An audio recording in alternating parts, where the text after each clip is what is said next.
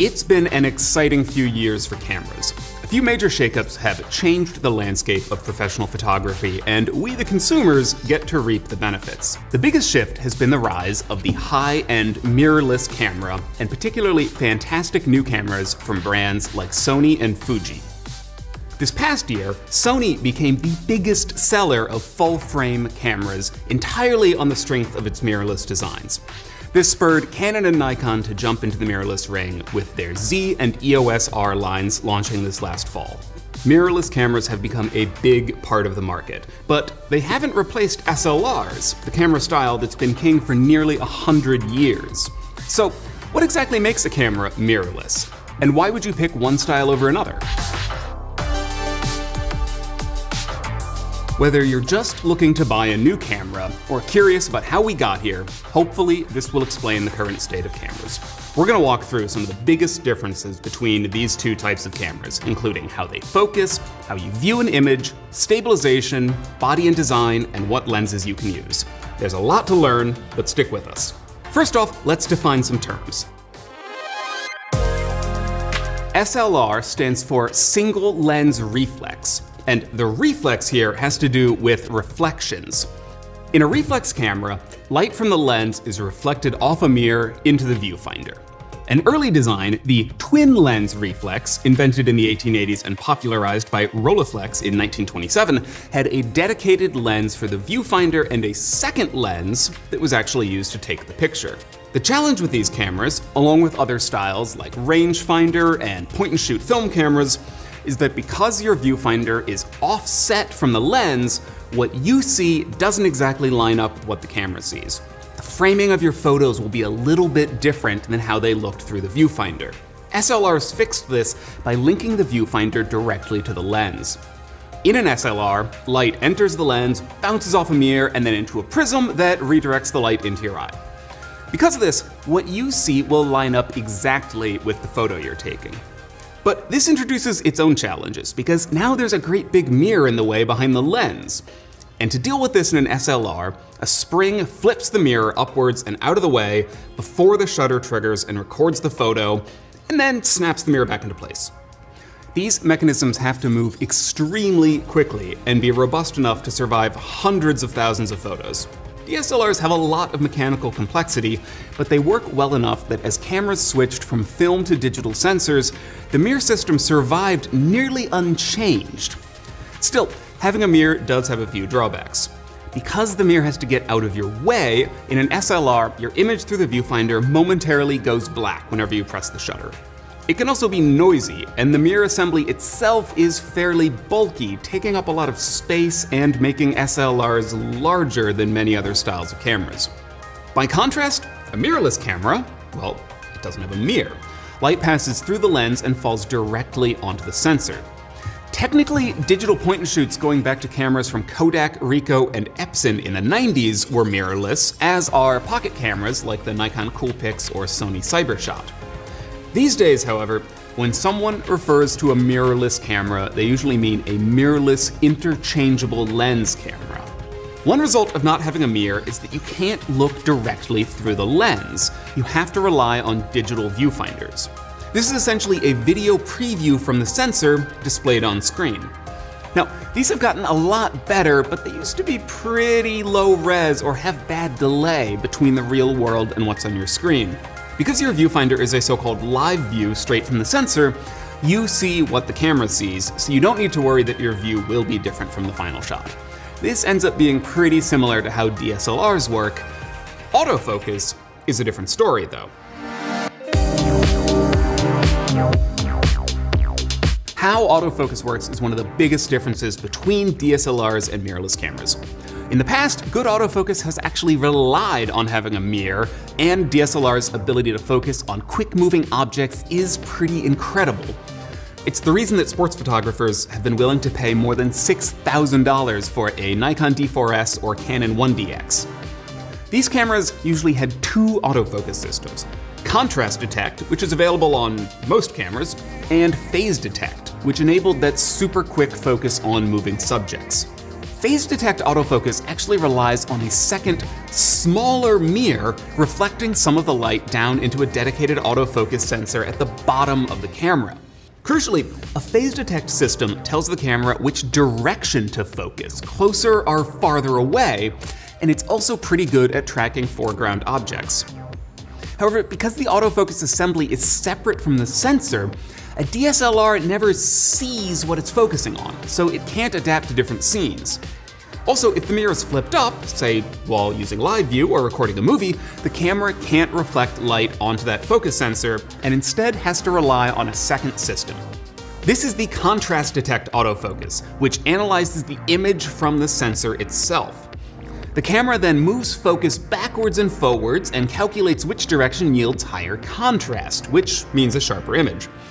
It'll keep focusing one direction until the image starts to defocus and then reverse until it settles on the highest contrast image. This is actually potentially more accurate than phase detect because it's analyzing the actual image on the sensor itself, but it's much slower, and it can lead to a distracting hunting behavior where the focus wobbles in and out. Because they rely on contrast detect focus when the mirror is flipped up, most DSLRs have poor autofocus when shooting video. It tends to be slow, and the constant hunting in and out of focus can ruin shots. So what about mirrorless cameras? Well, without a mirror or dedicated focus sensor, early mirrorless models were stuck with that same slow contrast detect autofocus. Around 2010 though, the first so-called hybrid autofocus systems were appearing, starting with the Fujifilm F300 EXR, a compact point-and-shoot. These used a form of phase detect autofocus built into the sensor itself. This quickly spread to Fuji's higher-end X line of mirrorless cameras, and a similar system was adopted by Sony for its Alpha cameras in 2013. These on-sensor phase detect autofocus systems are usually slower and less accurate than the dedicated sensors in a DSLR, but they use a really clever trick. In a hybrid system, the bulk of the focusing is still done with contrast, but it uses the phase detect system to know which direction to focus, eliminating that back and forth hunting behavior.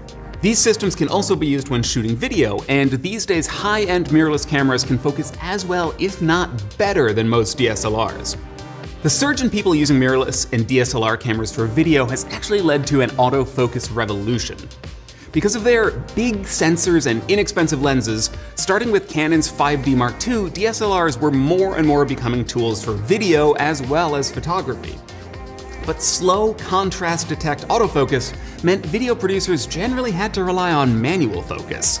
This frustrated a lot of people. And as DSLR video got popular, companies saw an opening and developed new focus systems that worked around past limitations. Canon actually ditched contrast focused entirely and developed a system called dual pixel autofocus, which premiered on the 70D DSLR and essentially turns every pixel into a tiny phase detect sensor. It's now using that same system on its EOS R mirrorless cameras. On the flip side, Panasonic created a system called Depth from Defocus for its GH4, a mirrorless camera that quickly became popular with video producers.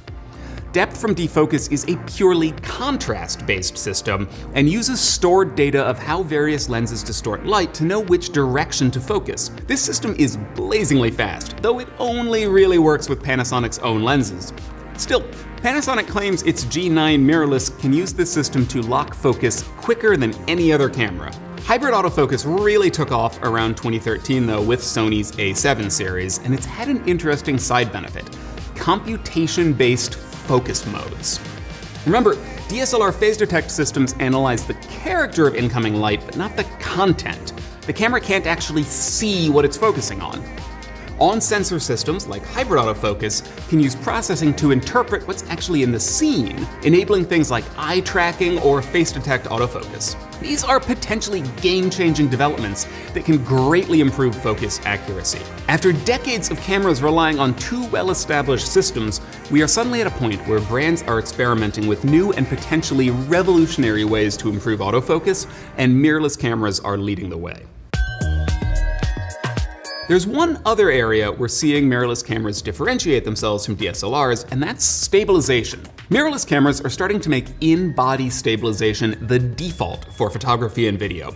Now, This is a system where the sensor actually shifts and moves to compensate for vibration, yielding sharper photos and smoother video. Lens-based stabilization, where the individual glass elements of a lens are shifted, has been around since Nikon introduced it in 1994, and it is quite good, but it has drawbacks. Mostly, it's expensive. You essentially pay for it with each lens you buy. In-body stabilization was actually possible with traditional DSLRs, but Canon and Nikon nixed it in favor of lens stabilization. They claimed this was because long focal lengths can't be easily stabilized in-body, and long focal lengths are actually where shake and vibration matter most. But it's probably also because you can't actually see in-body stabilization in a DSLR. If you're looking at a mirror, not the sensor, you can't actually perceive sensor stabilization as opposed to lens stabilization, which is instantly apparent once you turn it on. It's telling that Nikon's first mirrorless cameras, the Z6 and Z7, were also their first with in-body stabilization. There are pros and cons to each system. For example, in-body does usually drain more battery life, and lens-based can be surprisingly noisy. But the rise of mirrorless cameras have made in-body stabilization common, especially on newer cameras from Sony, Panasonic, Nikon, and Olympus. The last big difference between DSLRs and mirrorless cameras is in their actual shape. By ditching the mirror, most mirrorless cameras are much thinner, and this places the back of the lens closer to the sensor. This is called the flange distance, and in traditional cameras, it was around 45 millimeters. For mirrorless cameras, it's usually less than half that, at 15 to 20 millimeters. This has a few advantages, including for adapted lenses. Plenty of people, for example, use older Canon or Nikon lenses on Sony cameras. Sony's E-mount has a flange distance of 18 millimeters, so you just have to use an adapter 26 millimeters thick to replicate the 44 millimeter distance of Canon's EF mount. Optically, that shorter flange is useful too. It allows for simplified lens designs and makes compact or brighter wide-angle lenses especially easier to build. Wide-angle lenses are a particular challenge for DSLR cameras because many wide-angle designs naturally want to focus very close to the back of the lens. Most DSLR wide-angle lenses have to incorporate additional large and heavy glass elements that shift the focal point back far enough for it to actually hit the sensor. This can make for a lens that is surprisingly large and heavy. For contrast, Nikon's DSLR-based 16 to 35 millimeter f4 lens is 680 grams, while its new mirrorless-based 14 to 30 millimeter f4 is almost 200 grams lighter, despite being a wider angle lens. Bottom line, mirrorless gear will tend to be lighter, though smaller camera bodies can also mean less physical buttons and be less comfortable for big hands. In terms of image quality, it's hard to pick between mirrorless and DSLR. Sony's mirrorless cameras make fantastic images, but most people chalk that up to their sensor design, not anything innate about being mirrorless. Testing lab DxOMark also routinely rates Nikon DSLRs as producing some of the technically best images around, but when you get out of the lab and into the real world, lots of people prefer the look of Canon's 5D DSLRs. Mirrorless is a big category. It spans small sensor cameras like the Panasonic GH5 and Fuji X-T3, up to the full frame like Sony's A7R III. For now at least, image quality and maybe more importantly image character varies more between the brands than it does between DSLRs and mirrorless cameras. So, if you want to pick a new camera, should you pick a DSLR or a mirrorless? Well, here's what it boils down to. DSLRs do still have a few advantages. They start up incredibly quickly. You flick the switch and they're on and you're ready to film. Mirrorless have improved a lot in this regard, but most still take 2 or 3 seconds to boot up, and that is enough time to miss a critical shot. Mirrorless cameras also generally have far worse battery life, getting half or even a quarter as many shots as a DSLR on a charge. Because DSLRs are so established, the used space is also huge, and they can be found for relatively cheap. You can pick up a 6D or D600 for less than $1,000 and still take great photos. Same goes for lenses, where the used market is vast and relatively affordable. DSLR designs have also been refined for more than 20 years, and especially at the higher end, they earn a well-deserved reputation for being incredibly reliable and durable. Mirrorless cameras may be as well built, but we just don't have the track record yet to be sure. But there are advantages to the mirrorless design as well. While they can end up being as bulky as a DSLR once you factor in adapters and lenses, if you buy the right equipment, you can build out a lightweight kit that will still take amazing photos. The option for adapters also opens up that used market to mirrorless cameras as well. Sure, with an adapted lens, you may have to live without autofocus or sacrifice a few cutting-edge features, but it means you potentially have access to vintage lenses across the different brands. And because they're designed around live view, mirrorless cameras are almost universally more suited to video, which, well, I realize I'm a video producer saying this, but it is becoming a more and more important factor in selecting a camera. Many brands are now in fact making two high-end mirrorless models, one focused on photography, like Sony's A7R, Panasonic's G9, and Nikon's Z7, and another model focused on video, in this case the Sony A7S, Panasonic GH5, and Nikon Z6. In almost every case, if video is what you care about, high-end mirrorless models come with more features and better quality than DSLRs. Mirrorless cameras also represent a more computational way to approach photography. DSLRs certainly have processors in them, but they mostly interpret an image in terms of optics and physics.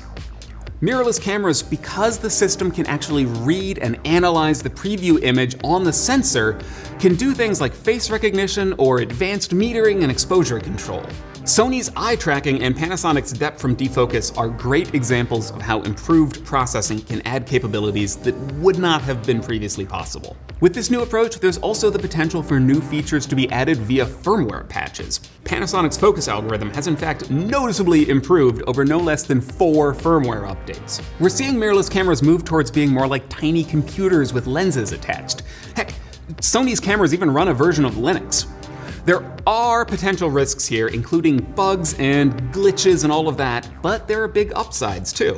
DSLRs aren't going anywhere for now, but with the rise of mirrorless, we are seeing cameras improve at a rate that would have been hard to imagine if everyone was still stuck with a mirror.